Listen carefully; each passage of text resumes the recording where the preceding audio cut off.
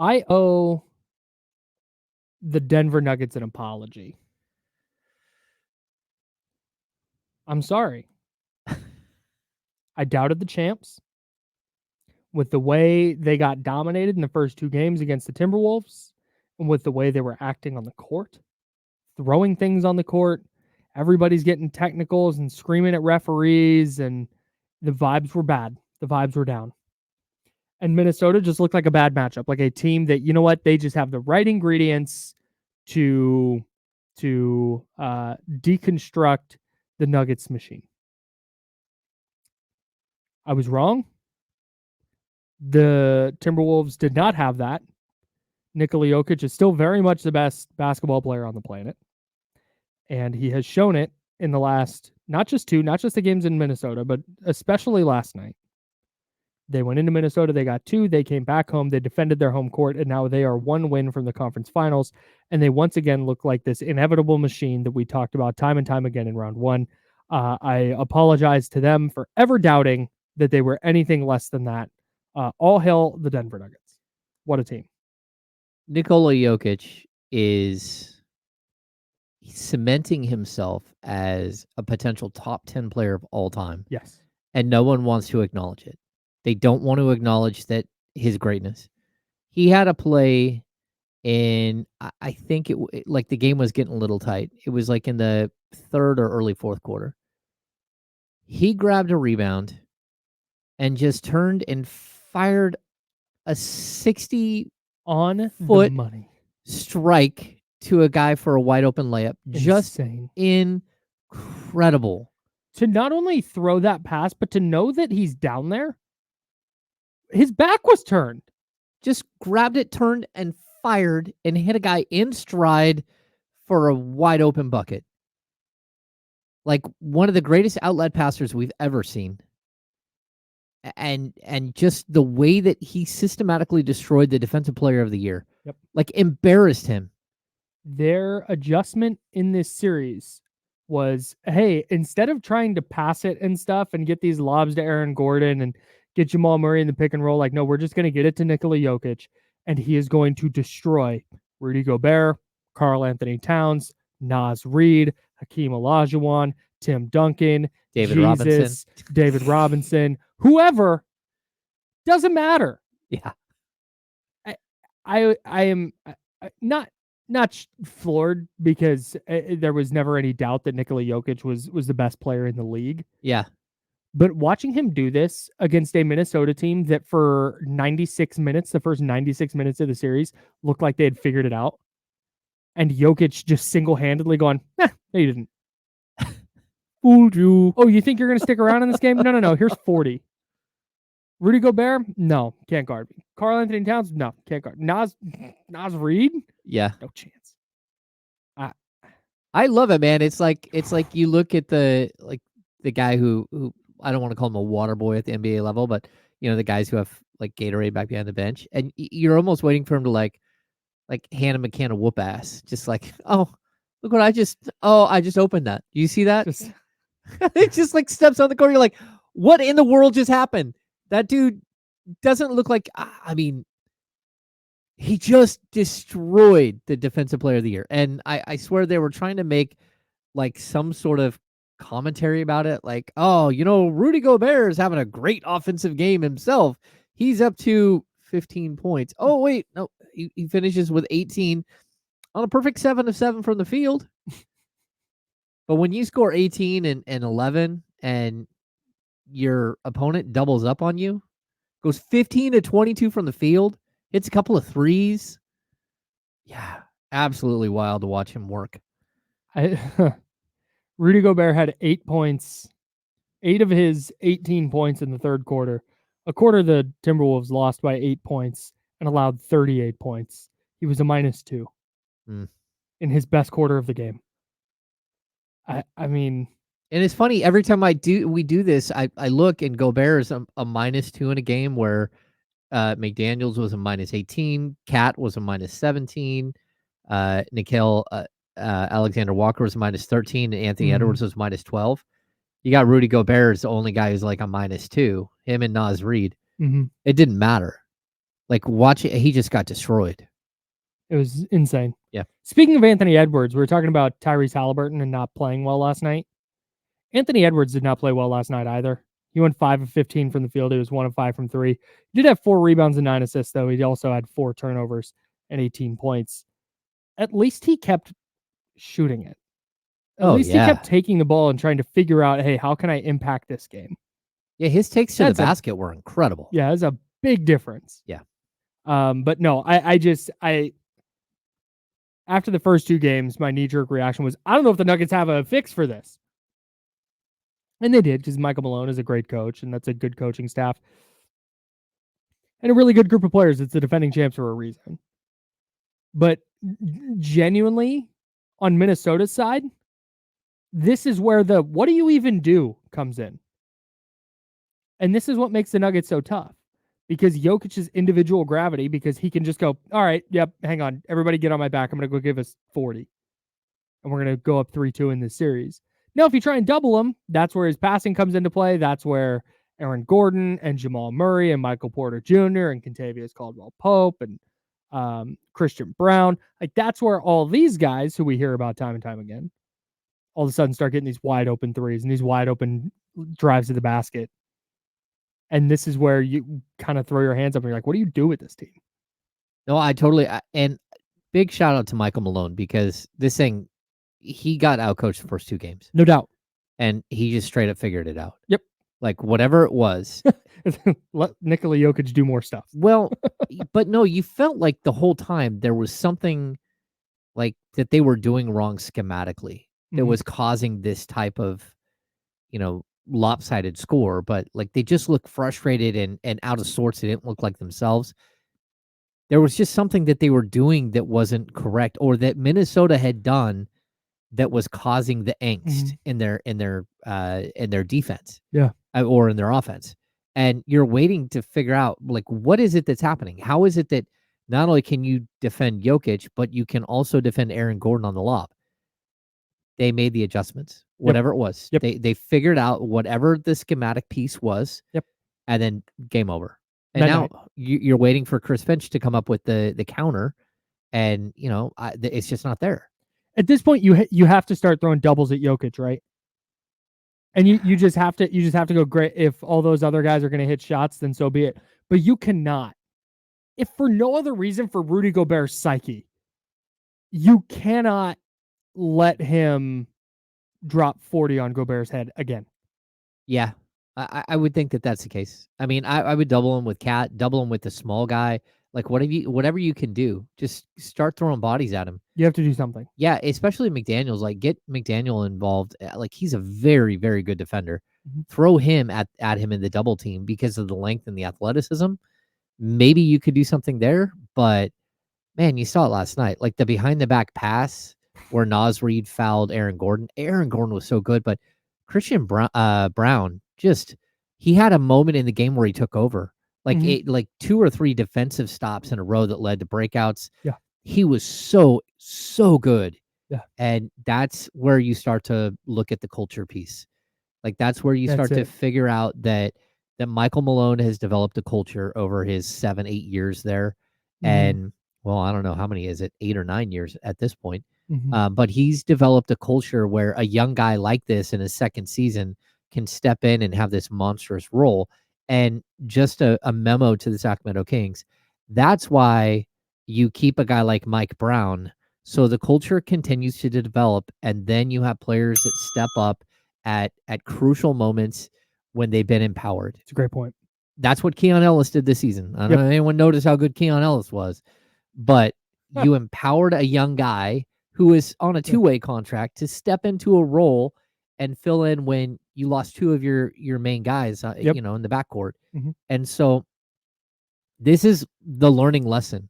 I know there's a lot of talk because, of course, we all know what happened with Malone here in Sacramento, but there was a lot of talk that Vivek knew that was a mistake after the fact, but he also knew that he got it right the first time with Michael Malone as a head coach.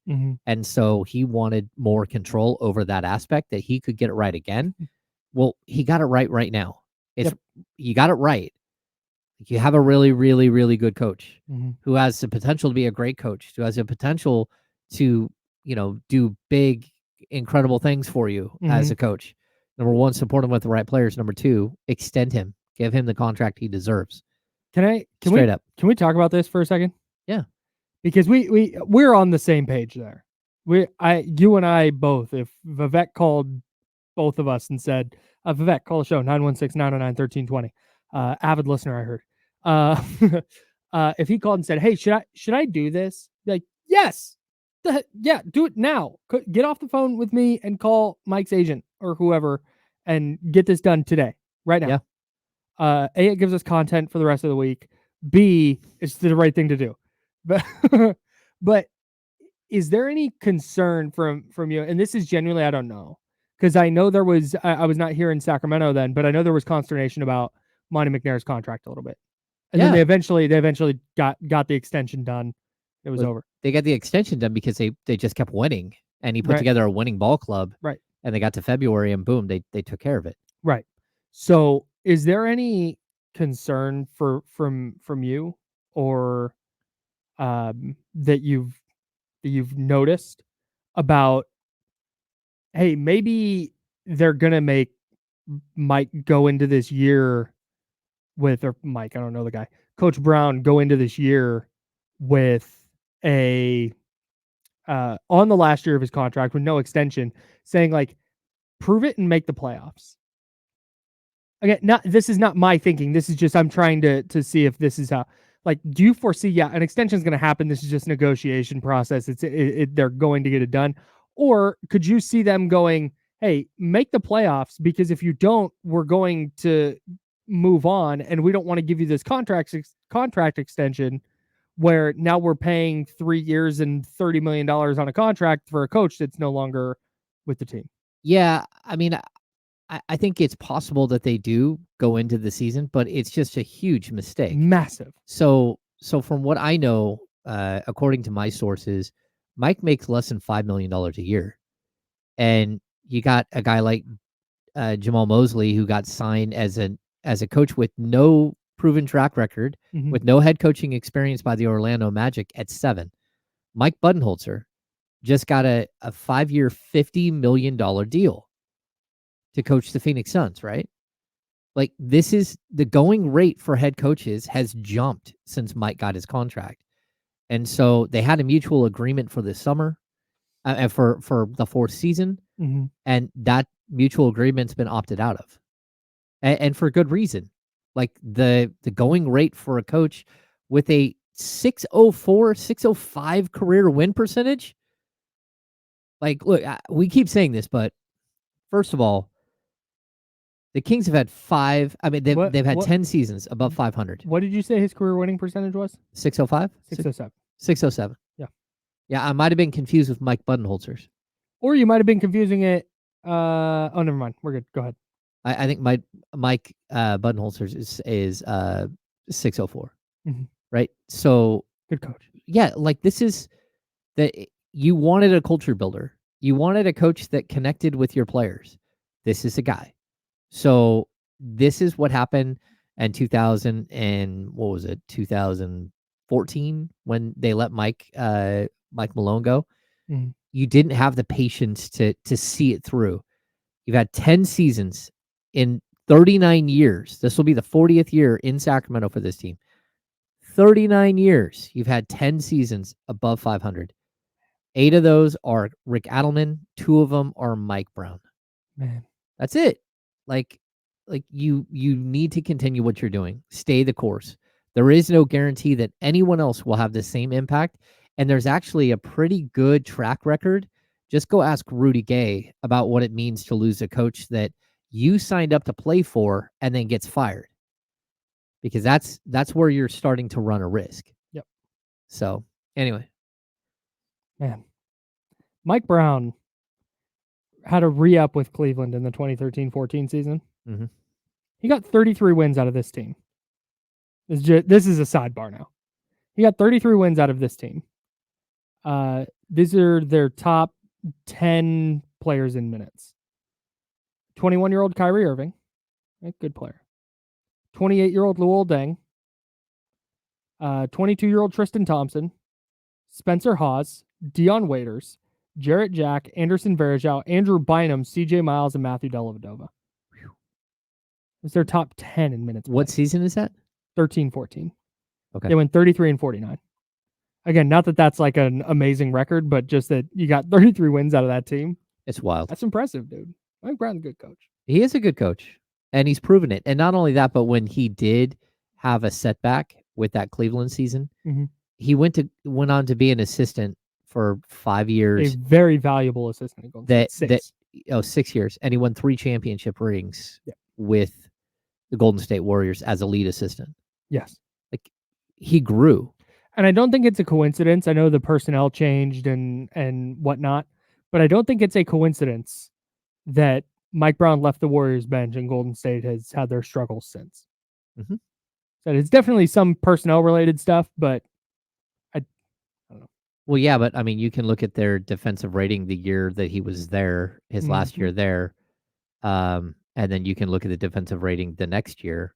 So, and you can come up with an understanding. So, his final year there, their defensive rating was first in the NBA at 106.9.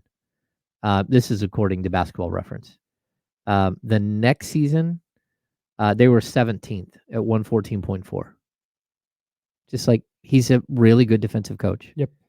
And that was with a team that had a bunch of stars, superstars, but also only a couple of defensive players.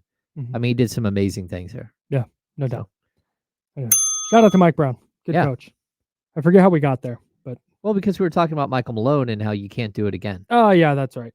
Like, learn from your mistakes. That's like one of the basics of life. I remember where I was trying to go with this segment. I think the Nuggets are going to win the title again. Oh, yeah. You mean Michael Malone will be a 2-time NBA champion? I do think that. Just saying. That's not disrespect to Boston, by the way, because Boston's going to cruise. So I think it's going to be Denver and Boston. We're back there. That's how all this goes, right?